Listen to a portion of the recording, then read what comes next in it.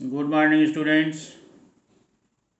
It is your sixth period, chapter 4,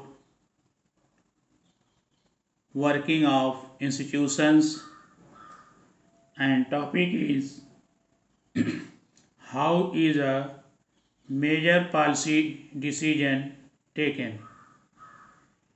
In this topic, we shall study in a democratic country how major policy decisions taken by the government. In a democracy, the government takes several decisions and issues hundreds of orders every day on different matters. Some of them are routine matters, while some others are very important and can also become a source of controversy in the country. Let us take an example of the government order issued by the Government of India on August 13, 1990, which became very controversial and caused political turmoil in the country on the basis of recommendation of Mandal Commission, which was appointed in 1979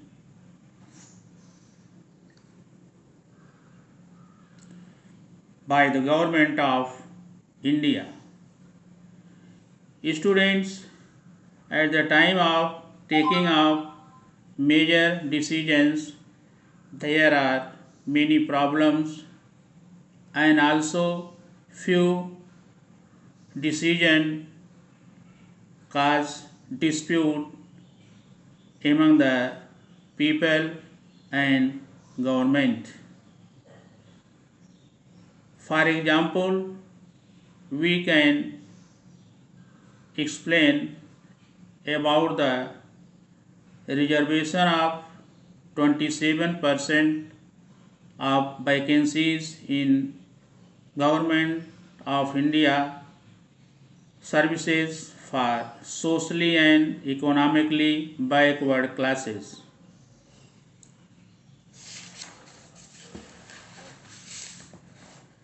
Chain of event of that culminated into issue of this order means reservation of 27% for social and economical backward classes. First, appointment of second backward commission in 1979 by the Government of India with Mr. B.P. Mandal as its head, popularly known as Mandal Commission. This commission had two objectives. First, to determine the criteria to identify socially and educationally backward classes. B. To recommend steps to be taken by their advancement. Students, in a democracy, जब एक government major decision लेती है तो इसमें कभी कभी देश में डिस्प्यूट राइज हो जाता है, जिसको कुछ लोग मानते हैं, कुछ लोग नहीं मानते हैं। इसी तरह का एक आर्डर था बैकवर्ड क्लासेस के लिए 27 रिजर्वेशन, जिसमें सेकंड बैकवर्ड कमीशन को अपॉइंट किया गया 1979 में गवर्नमेंट के द्वारा, जिसके हेड बीपी मंडल थे। और उस वह कमीशन जो है मंडल कमीशन के नाम से प्रसिद्ध हुआ। इस कमीशन का 2 उद्देश्य था। पहला, ऐसे लोगों को आइडेंटिफाई करना जो socially, economically, educationally backward class के हैं, और उन लोगों के लिए सिफारिश करना कि कैसे उनको उठाया जा सकता है, उनकी भलाई के लिए, उनके उत्थान के लिए रिकमेंडेशन करने के लिए कहा गया था। पहला क्या था कि socially, economically, educationally backward class को आइडेंटिफाई करना पूरे देश भर में। इसके बाद उनके उत्थान के लिए क्या किया जाए, इसका रिकमेंडेशन मांगा गया था उनसे। किससे? मंडल कमीशन से। मिस्टर बीपी मंडल हेड थे सेकेंड बैकवर्ड कमीशन के, जिसका अपॉइंटमेंट 1979 में गवर्नमेंट के द्वारा किया गया था। Submission of report in 1980 with various recommendations including the reserving of 27% jobs for SEBC. SEBC means socially, economically backward classes in government jobs. Submission of report in 1980 with various recommendations including the reservation of 27% jobs in SEBC in government jobs. Next, discussion of report in the parliament. जब मंडल commission ने अपनी report submit कर दिया, तो इसके बाद इस report के संबंध में पार्लियामेंट में डिस्कशन किया गया। Demand for implementation of commissions recommendation by various political parties and parliamentarians. Mandal commission ने जो रिकमेंडेशन दिया, पार्लियामेंट में बहस के दौरान विभिन्न राजनीतिक पार्टी और सांसद इसको लागू कराने के पक्ष में थे। Promised by Janata Party in 1989 election manifesto to implement the commissions recommendation of if voted to power. Janata Party ने 1989 में अपने इलेक्शन मैनिफेस्टो में कहा था कि अगर जनता पार्टी को सिटीजन्स ने वोट देकर के जिता दिया तो मंडल कमीशन को लागू कर दिया जाएगा।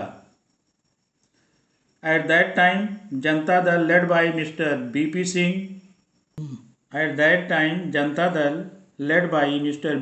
Singh was voted to power. Announcement by the President in his address to Parliament regarding government's intention to implement Mandal commission report. Janata Dal, जिसके नेता मिस्टर बीपी सिंह थे, जनता ने वोट दिया और जनता दल की सरकार बनी। इस तरह से बीपी सिंह उस समय प्रधानमंत्री बने और पार्लियामेंट सेशन में प्रेसिडेंट ने अनाउंसमेंट किया कि सरकार का पूरा विचार है कि मंडल कमीशन के रिपोर्ट को लागू कर दिया जाए। Decision taken by the union cabinet on 6 August 1990 to implement these recommendations. इस रिकमेंडेशन को लागू करने के लिए 6 अगस्त 1990 को यूनियन कैबिनेट की बैठक हुई और उसमें यह डिसीजन पास हुआ। Decision of the cabinet forwarded to department of pension and training. इसके बाद इस डिसीजन को department of personnel and training को भेज दिया गया। पर्सनल एंड ट्रेनिंग एक ऐसा डिपार्टमेंट होता है जहाँ पर सरकारी नौकरियों में लोगों के भर्ती करने और प्रशिक्षण करने की नीतियाँ बनाई जाती हैं। Drafting of order by the official of department personnel and training as per the cabinet decision. Approval granted to the minister to issue the memorandum. इसके बाद वो डिपार्टमेंट जो है ड्राफ्टिंग किया कैबिनेट के ऑर्डर का और रिलेटेड डिपार्टमेंट के मिनिस्टर ने एक मेमोरेंडम इशू किया और यह मेमोरेंडम जो है जॉइंट सेक्रेटरी के द्वारा order signed by the joint secretary as the representative of union government on August 13, 1990। सन 1990 13 अगस्त को इस ऑर्डर पर जॉइंट सेक्रेटरी का हस्ताक्षर हुआ department of personnel and training के, क्योंकि वह केंद्र सरकार का एक प्रतिनिधि होता है, मेन प्रतिनिधि होता है। Criticism objections raised in different quarters regarding to the government order. Government ने जो मंडल कमीशन के रिकमेंडेशन को मान लिया और ऑर्डर दे दिया 27% जॉब्स रिजर्व करने के लिए गवर्नमेंट ऑफिसर्स में। इसके लिए काफ़ी विरोध हुआ चारों तरफ देश में। Filing of number of cases by various associations and groups who were against this decision in the court. जो लोग इस डिसीजन के विरोध में थे, अनेक संघों और समूहों ने कोर्ट में केस फाइल कर दिया। Bunching of all these cases by the Supreme Court into one case। Supreme Court के द्वारा इन सभी केसेस को एक केस में कन्वर्ट कर दिया गया, जिस केस को नाम दिया गया Indira Sahni and others versus union of India. Indira Sahni and others versus union of India. तो इस तरह से एक केस बन गया Indira Sahni and others versus union of India. Argument of both sides heard by 11 जजेस बेंच ऑफ सुप्रीम कोर्ट। इस डिस्प्यूट के लिए सुप्रीम कोर्ट में 11 जजेस की बेंच नियुक्त की गई, जिन्होंने दोनों पक्षों की, सरकार की और जनता के दोनों पक्षों की बातों को सुना। This government order was declared as valid with majority decision by the Supreme Court. Government के इस ऑर्डर को जो 11 जजेस की बेंच थी 11 जजेस की बेंच थी, मेजॉरिटी से डिसीजन हुआ कि जो गवर्नमेंट का ऑर्डर है वह वैलिड है, गलत नहीं है। This government order was declared as valid with majority decision by the Supreme Court in 1992। At the same time, the Supreme Court asked that government to modify its original order and exclude the well-to-do persons among the backward classes. यह dispute 11 जजेस वाली bench के द्वारा सुना गया, जिसमें एक party Indira Sahni and others और दूसरी party central government of India थी। सुप्रीम कोर्ट के 11 जजेस की बेंच ने दोनों तरफ की बहस को सुना और इस आर्डर को वैलिड ठहराया, लेकिन सुप्रीम कोर्ट ने उसी समय सेंट्रल गवर्नमेंट को यह संशोधन करने के लिए कहा कि बैकवर्ड क्लासेज में जो लोग व्यवस्थित ढंग से हों, अच्छे ढंग से रहते हों, उनकी इकोनॉमिक, एजुकेशनल, सोशल स्टेटस अच्छी हो, उन लोगों को इस लिस्ट में से निकाल दिया जाए। तो स्टूडेंट्स, आपने देखा इस तरह से गवर्नमेंट जो होती है वह मेजर डिसीजंस लेती है, पार्लियामेंट में डिस्कशन होता है, मेमोरेंडम इशू होता है, फिर डिपार्टमेंट में का जॉइंट सेक्रेटरी उस पर सिग्नेचर करता है, कोई उस पर आपत्तियां होती हैं, कोई उसका विरोध करता है तो उसके लिए केस भी फाइल किया जाता है, फिर केस का निपटारा होता है। अगर केस नहीं फाइल होती तो सीधे ऑर्डर लागू हो जाता है। अगर कोई केस दाखिल होता है तो कोर्ट के डिसीजन के बाद ही उसको लागू किया जा सकता है, या अगर कोर्ट उसको मनाही करती है तो उसको लागू नहीं किया जा सकता। Okay students, your class is over.